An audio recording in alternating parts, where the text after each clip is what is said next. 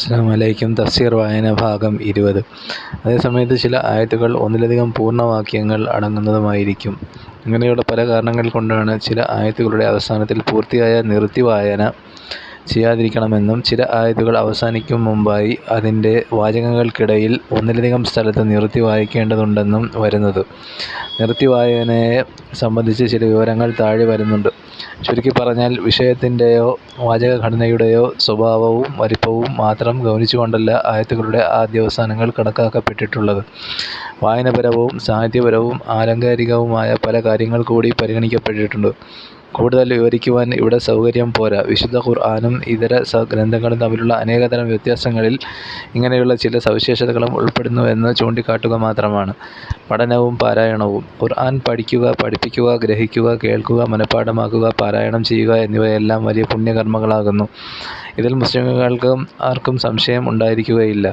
അനുഷ്ഠാനത്തിൽ മിക്കവരും വീഴ്ച വരുത്തുന്നുണ്ടെങ്കിലും ശരി, ഖുർആൻ വചനങ്ങളും നബി വചനങ്ങളും ഇതിൻ്റെ പ്രാധാന്യത്തെ വളരെ ഊന്നിപ്പറഞ്ഞിട്ടുള്ളതാണ്. ചിലത് ചൂണ്ടിക്കാട്ടുക മാത്രമേ നമുക്കിവിടെ ചെയ്യേണ്ടതുള്ളൂ. അള്ളാഹു പറയുന്നു: നിശ്ചയമായും അള്ളാഹുവിൻ്റെ കിതാബ്, വേദഗ്രന്ഥം പാരായണം ചെയ്യുകയും നമസ്കാരം നിലനിർത്തുകയും നാം നൽകിയിട്ടുള്ളതിൽ നിന്ന് രഹസ്യമായും പരസ്യമായും ചിലവഴിക്കുകയും ചെയ്യുന്ന ആളുകൾ തീരെ നഷ്ടപ്പെട്ടു പോകാത്ത ഒരു വ്യാപാരത്തെ ആഗ്രഹിക്കുന്നവരാണെന്ന് ചെയ്യുന്നത്.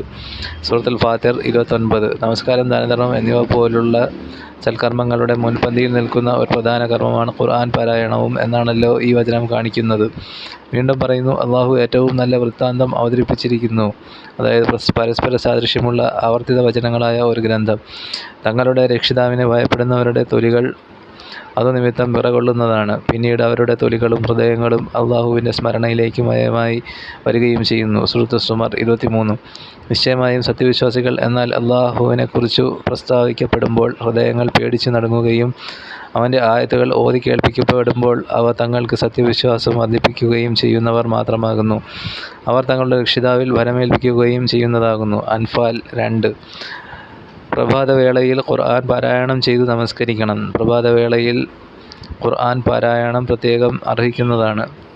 രാത്രി ഖുർആൻ ഓതി തഹജ്ജുദ്, ഉറക്കത്തിൽ നിന്ന് എഴുന്നേറ്റ് ചെയ്യുന്ന സുന്നത്ത് നമസ്കാരം നടത്തണം എന്നൊക്കെ സൂറത്ത് ബനൂ ഇസ്രായീൽ 78-79 അള്ളാഹു പറയുന്നത് കാണാം.